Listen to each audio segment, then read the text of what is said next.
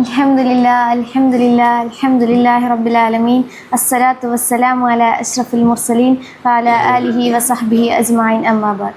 റബ്ബി ഇശ്റഹ് ലി സദ്രി വയസ്സിർ ലി അംരി വഹ്ലുൽ ഉഖ്ദത മിൻ ലിസാനി യഫ്ഖഹു ഖൗലി വമാ തൗഫീഖി ഇല്ലാ ബില്ലാഹ്. ഏറ്റവും ആദരണീയരായ അധ്യാപകരെ, എൻ്റെ സഹപാഠി സുഹൃത്തുക്കളെ, അസ്സലാമു അലൈക്കും.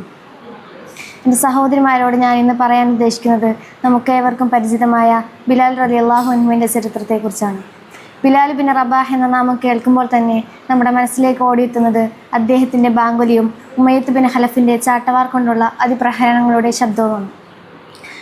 മുഹമ്മദ് നബി സല്ലല്ലാഹു അലൈഹി വസല്ലമ തങ്ങളുടെ മുഅദ്ദിനായിരുന്ന മഹാനായ സ്വഹാബി ഹിജ്റയുടെ 42 വർഷങ്ങൾക്ക് മുമ്പാണ് അദ്ദേഹത്തിൻ്റെ ജനനം.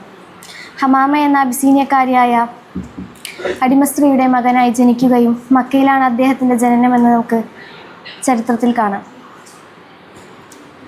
ഒരു വിലയുമില്ലാത്ത, ആർക്കും വേണ്ടാത്ത, അറബികൾ ആരെങ്കിലും ഒന്ന് തൊട്ട് കഴിഞ്ഞാൽ അറബികൾ അവരുടെ കൈകൾ കഴുകുന്ന അത്രയും വിലയുമില്ലാത്ത ഒരു വ്യക്തിയായിരുന്നു ഇസ്ലാമിന് മുന്നേ ബിലാൽ റളിയല്ലാഹു അൻഹു. ഇസ്ലാം സ്വീകരിച്ച ആദ്യത്തെ ആളുകളിൽ ഉന്നത തറവാട്ടിലുണ്ടായിരുന്നവർക്ക് അക്രമങ്ങളും പീഡനങ്ങളും കുറവായിരുന്നു. മഹാനായ ബിലാൽ റളിയല്ലാഹു അൻഹു ഇസ്ലാമിനെ കുറിച്ച് അറിയുകയും നബി സല്ലല്ലാഹു അലൈഹി വസല്ലമയെ വിശ്വസിക്കുകയും ചെയ്തു. ചില മാറ്റങ്ങൾ ഉമ്മയെ തൻ്റെ അടിമയിൽ കാണുകയാണ്. എന്തെന്നില്ലാത്ത ആത്മവിശ്വാസം, ഇതുവരെ ഇല്ലാത്ത ഒരു പ്രതീക്ഷ, ഇതുവരെ ഇല്ലാത്ത ഒരു അഭിമാനബോധം ബിലാൽ റളിയല്ലാഹു അൻഹുവിൽ ഉമ്മയെ കാണുകയാണ്. പിന്നീടാണ് ഉമ്മയെ അതറിയുന്നത് തൻ്റെ അടിമയും മുഹമ്മദിൻ്റെ പുതിയ മതം സ്വീകരിച്ചുവെന്ന്. അന്ന് പാവങ്ങളായിരുന്നവരൊക്കെ ക്രൂരമായ പീഡനങ്ങൾ സഹിക്കേണ്ടി വന്നവരാണ്. മഹാനായ ഷുഐബ് റളിയല്ലാഹു അൻഹുവും മിഖ്ദാദ് റളിയല്ലാഹു അൻഹുവും അമ്മാർ റളിയല്ലാഹു അൻഹുവും അദ്ദേഹത്തിൻ്റെ കുടുംബവും ക്രൂരമായ പീഡനങ്ങൾക്ക് മുഖം ചെയ്തു. അമ്മാർ റളിയല്ലാഹു അൻഹുവിനെ കടുത്ത വെയിലത്ത് ഇരുമ്പിൻ്റെ പടച്ചട്ട അണിയിച്ചുകൊണ്ട് മറ്റു വസ്ത്രങ്ങളൊന്നുമില്ലാതെ ഇങ്ങനെ വെയിലത്ത് നിർത്തിയിരിക്കുകയാണ്. അദ്ദേഹത്തെ ചാട്ടവാർ കൊണ്ട് പൊതിരെ മക്കയിലെ മുശ്രിക്കീങ്ങളിങ്ങനെ തല്ലുകയാണ്. ബോധം നഷ്ടപ്പെടുന്ന ആ വേളയിലും അവരുടെ ബഹുദൈവങ്ങളെ വിളിക്കടാ, നീ വിളിക്കടാ എന്ന് പറഞ്ഞുകൊണ്ട് പ്രഹരിക്കുമ്പോഴും അദ്ദേഹത്തിൻ്റെ നാവ് കൊണ്ട് അറിയാതെ അവരെ വിളിച്ചു പോവുകയാണ്. പിന്നീട് വാർന്നൊലിക്കുന്ന രക്തവുമായി നബി സല്ലല്ലാഹു അലൈഹി വസല്ലമയുടെ വീട്ടിലേക്ക് അമ്മാർ റളിയല്ലാഹു അൻഹു വരുന്നുണ്ട്. നബിയെ, അവരുടെ ചാട്ടവാറിൻ്റെ വേദന സഹിക്കാനാവാതെ ഷിർക്കിൻ്റെ പദങ്ങൾ അറിയാതെ എൻ്റെ നാവിൽ നിന്ന് വന്നു പോയെന്ന് നബിയോട് പറയാണ്. നബി അമ്മാർ റളിയല്ലാഹു അൻഹുവിനോട് ചോദിക്കുകയാണ്, എങ്ങനെയായിരുന്നു അമ്മാറെ നിങ്ങളുടെ മനസ്സിലപ്പോൾ? ഈമാൻ നിറഞ്ഞു നിൽക്കുകയായിരുന്നു എൻ്റെ ഹൃദയത്തിൽ, ഷിർക്കിൻ്റെ ഒരു കണിക പോലും എൻ്റെ ഹൃദയത്തിൽ ഉണ്ടായിരുന്നില്ല റസൂലേ എന്ന് പറയാണ്. എങ്കിൽ ശത്രുക്കൾ അത് ആവർത്തിക്കുകയാണെങ്കിൽ താങ്കളും അത് ആവർത്തിക്കുക. നാവുകൊണ്ട് അത് പറയുന്നതിൽ ഇളവുണ്ട്. എന്നാൽ അതുപോലും സ്വീകരിക്കാൻ ബിലാൽ റളിയല്ലാഹു അൻഹു തയ്യാറായിരുന്നില്ല. തൻ്റെ മരണത്തെ മുന്നിൽ കാണുന്ന ഘട്ടത്തിലും അഹദ് എന്നല്ലാതെ മറ്റൊന്നും ബിലാൽ റളിയല്ലാഹു അൻഹു പറഞ്ഞിട്ടില്ല.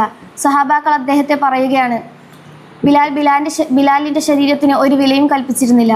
ശക്തമായി ചാട്ടവാർ കൊണ്ട് അടിക്കുമ്പോഴും ബിലാലിൻ്റെ ശരീരത്തിന് ഒരു വിലയും കൽപ്പിച്ചിരുന്നില്ല. അദ്ദേഹം വില കൽപ്പിച്ചിരുന്നത് അള്ളാഹുവിനായിരുന്നു. അഹ്ലൻ അലാ ഖൗമിഹി, ജനങ്ങൾ അദ്ദേഹത്തിനും ഒരു വില കൽപ്പിച്ചിരുന്നില്ല. ആർക്കും വേണ്ടാത്ത, ഒരു ബന്ധുക്കളുമില്ലാത്ത, ഒരു മനുഷ്യനുമില്ലാത്ത, കാരുണ്യത്തോടെ അദ്ദേഹത്തിലേക്ക് നോക്കാൻ ഒരു കണ്ണുമില്ലാത്ത ബിലാൽ റളിയല്ലാഹു അൻഹു. അവസാനം ബിലാൽ റളിയല്ലാഹു അൻഹുവിനെ ഉമ്മയ മക്കയുടെ തെരുവിലൂടെ വലിച്ചയക്കാൻ വേണ്ടി തെരുവ് കുട്ടികൾക്ക് കൊടുക്കുകയാണ്. ബിലാൽ റളിയല്ലാഹുവിൻ്റെ കഴുത്തിൽ കയറ് കെട്ടി ബിലാൽ റളിയല്ലാഹുവിനെ ഒരു കുട്ടിയെ ഏൽപ്പിക്കുകയാണ്. മക്കയുടെ തെരുവിലൂടെ ബിലാൽ റളിയല്ലാഹു അൻഹുവിനെ ആ കുട്ടി വലിച്ചു കൊണ്ടുപോവുകയാണ്. മക്കയുടെ ചുട്ടുപൊള്ളുന്ന മണത്തെരുകളിലൂടെ നഗ്നനായ ബിലാൽ റളിയല്ലാഹു അൻഹുവിനെ ആ കുട്ടി വലിച്ചു പോകുന്നത് നമുക്ക് ചരിത്രത്തിലൂടെ കാണാൻ സാധിക്കുന്നു. എൻ്റെ സഹോദരിമാരോട് ഒരു ചെറിയ ചരിത്രം കൂടി പറഞ്ഞുകൊണ്ട് ഞാൻ അവസാനിപ്പിക്കുകയാണ്.